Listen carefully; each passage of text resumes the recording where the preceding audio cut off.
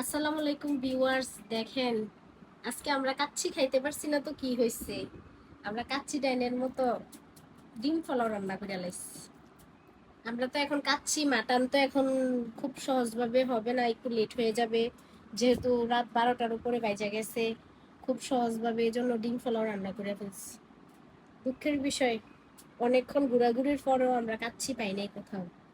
কারণ এখন ঈদ মৌসুম তো আরো চলতেছে, মানে ঘোরাঘুরি মানুষের, যার কারণে শহরেই বেশি মানে মানুষের চলাচলটা বেশি চলতেছে, যার কারণে মানে খুব তাড়াতাড়ি মানে 5 ডেক 6 ডেক মানুষের 8 ডেক রেস্টুরেন্টেরও কাচ্চি বিরিয়ানি সব শেষ হয়ে গেছে।